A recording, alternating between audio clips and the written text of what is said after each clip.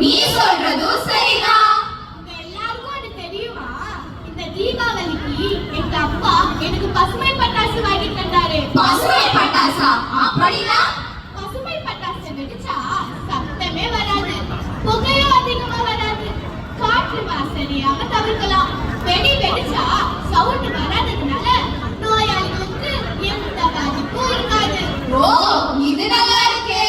நம்ம தமிழ்நாட்டுல சிவகங்கை மாவட்டத்துல இருக்க கொல்லுக்குடிப்பட்டி அப்புறம் சிங்கப்பூரிலையும் உள்ள மக்கள் வெடி வெடிக்க கூடாதுன்னு முடிவு செஞ்சிருக்காங்க. ஐயோ, என்னால தீபாவளிக்கு பட்டாசு வெடிக்காம இருக்க முடியாதுப்பா. ஏன் இந்த கிராமத்து மக்கள் இப்படி முடிவெடுத்தாங்க? ஏன்னா குளிர்காலத்துல அந்த கிராமத்துக்கு பக்கத்துல இருக்கக்கூடிய சரணாலயத்துக்கு வர பறவைகள் வெடி சத்தத்தினால வராம போயிடக்கூடாதுன்னு இப்படி தடை போட்டு வச்சிருக்காங்க. அந்த கிராமத்து மக்கள் ரொம்ப நல்லவங்களா இருக்காங்களே. சரி, அப்படின்னா நம்மளும் நம்ம பேரண்ட்ஸ் கிட்ட நெக்ஸ்ட் இயர்ல இருந்து சொல்லி பசுமை பட்டாசு வாங்கி நம்ம தீபாவளியை சிறப்பா கொண்டாடலாமா? ஓ, கொண்டாடலாமே. அப்ப இதுக்கெல்லாம் காரணமா இருக்கிற மாசு கட்டுப்பாட்டு வாரியத்துக்கு தான் ஒரு ஓ போடணும். ஓ போடலாமா? ஓ போடலாமே. ஓ சரி, தீபாவளினா சிறப்பா கொண்டாடி முடிச்சிட்டோம். இப்ப எங்கேயாச்சும் டூருக்கு போலாமா? ட்ரிப்னா பசுமை சுற்றுலா தான் போனோம். பசுமை சுற்றுலாவா? அப்படின்னா பசுமை சுற்றுலானா ஊட்டி, கொடைக்கானல், ஏற்காடு இந்த மாதிரி மலை சார்ந்த பகுதியெல்லாம் தான் பசுமை சுற்றுலா தலமாக தமிழக அரசு அறிவிச்சிருக்கு. ட்ரிப்னா ஸ்நாக்ஸ் வேண்டாமா? கண்டிப்பா.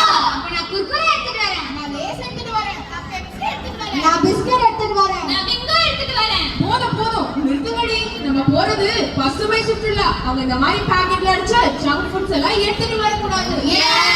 எடுத்துட்டு வந்தா என்னவா? பின்ன நீங்க சாப்பிட்டுட்டு கவர் எல்லாம் அங்கேயே போட்டுடுவீங்க. அதை சாப்பிட்டு விலங்குகளுக்கு பாதிப்பதான் ஏற்படுத்தும். இது விலங்குகளுக்கு மட்டும் இல்ல, மரம், செடி, கொடி எல்லாத்துக்குமே பாதிப்பு ஏற்படுத்தும். நீ சொல்றதும் சரிதான்.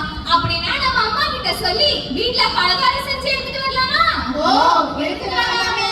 அப்ப நான் முறுக்கு எடுத்துட்டு வரேன். நான் ரவா லட்டு எடுத்துட்டு வரேன். நான் சீடை எடுத்துட்டு வரேன். நான் தட்டை எடுத்துட்டு வரேன். நான் அதிரசம் எடுத்துட்டு வரேன். இப்ப சொன்னீங்களே, இதுதான் சரி. அதே மாதிரி பிளாஸ்டிக் கவர், பிளாஸ்டிக் பாக்ஸ் எல்லாம் எடுத்துட்டு வரக்கூடாது. ஸ்டீல் டப்பால வச்சு மஞ்சள் பையில போட்டு எடுத்துட்டு வாங்க.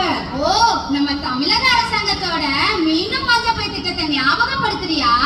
ஆமா, துணி பைய தூக்கிட்டு போனா கேவலமா பாப்பாங்க, கடை பைய தூக்கிட்டு போனா குறுக்கா மறுக்கா பாப்பாங்க. துணி பையோ கட்ட பையோ பையில் எதுவும் இல்லைங்க.